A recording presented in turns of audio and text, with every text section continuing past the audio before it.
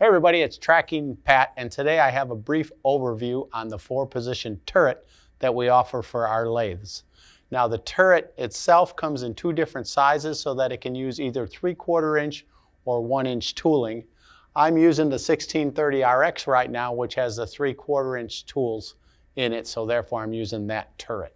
Now first of all, it is a 4-position turret, which means that it rotates horizontally and I can assign my tools accordingly to which side of the turret they're located on.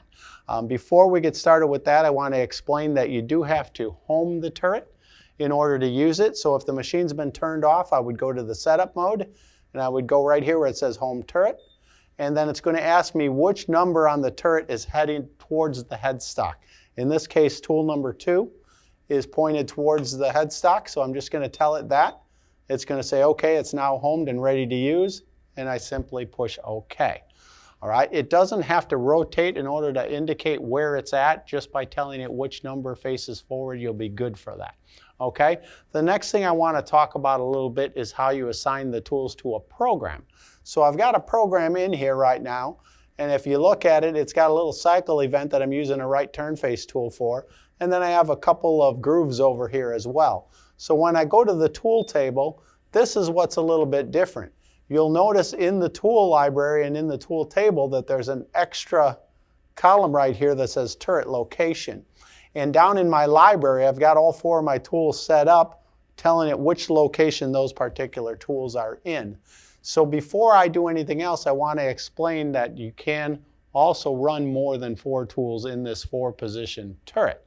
The way that you do that is you would add a 5th or a 6th tool and add them all to one turret location. For instance, I make a block that has 3 drill chucks in it, kind of like gang tooling. I could have all 3 of those on location number 1 and still have my turn face tool on location 2 and my grooving tool on 3 and my cutoff tool on 4, etc. So that's the way you run more than 4 tools at a time. But in this case, I'm just going to use 2 of the 4 tools that are in here. So all I'm going to do is select my right turn face tool right here, touch that box, say this is going to be tool number 1. And then I'm going to look for my OD groove tool right here, tell it that's going to be tool number 2. You'll notice everything is green here and that's ready to go. All right. Another thing I want to talk about is right now the tools that I have set up in here are all for OD work. And the machine, of course, can do ID work as well. But in order to do that, you're going to need a special tool holder, like so, that actually mounts into one of the slots of the turret so that when it's located over there, this would hold either your drill chuck or a boring bar or anything else like that. So just so you know, this is something you can get from your local tooling guy and just tell them what you're using it for, and that would take care of that problem for you. Okay, the next thing that I want to do is I want to talk a little bit about power and air, just so you know. Normally the machine runs just by having the right amount of power, but when I add a turret to it, I do need the air assist that actually helps with the turning of the turret. So I do need to have air that has at least 90 psi. The power itself connects directly into the electrical box in the back, so you don't even really have to worry about that. All right, so let me show you a little bit of how it works, right? So I'm going to go to the run mode here, and I'm going to start at event number 1, and I'm just going to do this to save us a little bit of time. So I'm going to start on the finish cut here, okay? And so you'll notice here that it's ready to go. It's telling me to start the spindle. Normally when I use a manual machine with a manual tool post, it waits till it's home to tell me to start the spindle. But because it's automatic, it's telling me start the spindle now and then push go. So I'm going to do that here.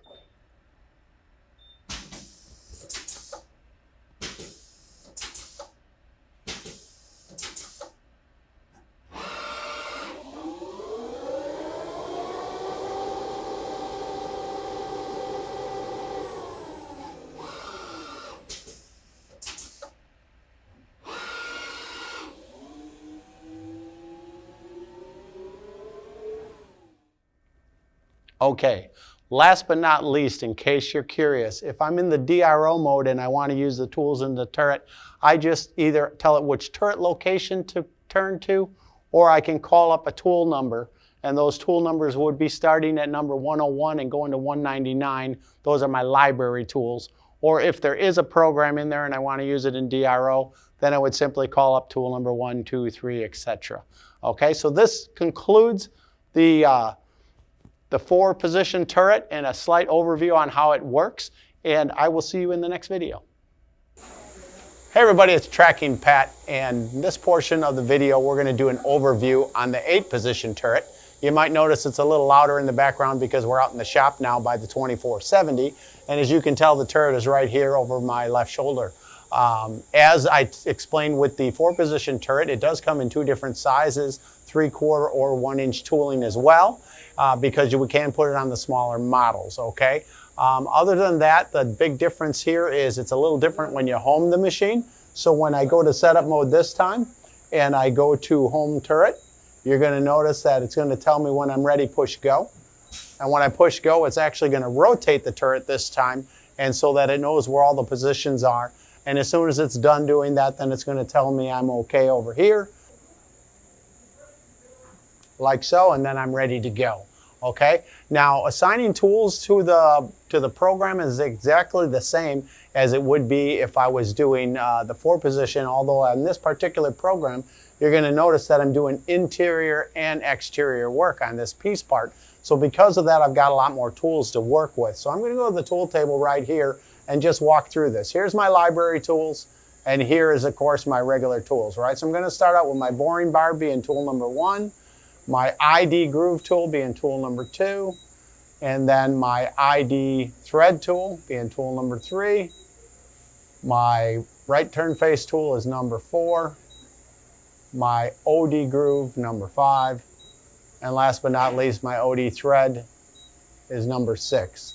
So when I look back into here, you'll see that it's there. So the rest of it is like I explained earlier. Under the turret location, I just explained which tool is which. Now, it's a little bit different using the 8-position turret because of the fact that I have to account for where all the tools are all the time because they're all facing forward. So therefore, you'll notice in this position, I've got all my ID tools separated from my OD tools with a blank station in between them just to make sure that they can all avoid the part as I'm machining. So you do have to keep that in mind a little bit, okay? Also, you can notice, like I was talking about with the 4-position, that we do have special tool holders to hold your ID tools for drills and bores and things like that, okay? As far as the requirements for power and air, same as with the 4-position, I need at least 90 PSI in order to help assist with the turret. And then, of course, the power plugs right back into it like anything else does. So I'm going to give you a little bit of an idea on how it works so you can see it in action. And here we go. So I'm going to go close this, going to go to the run mode. I'm going to start at event number 1, save us a little time and go right to the finish cut. Start the spindle and push go.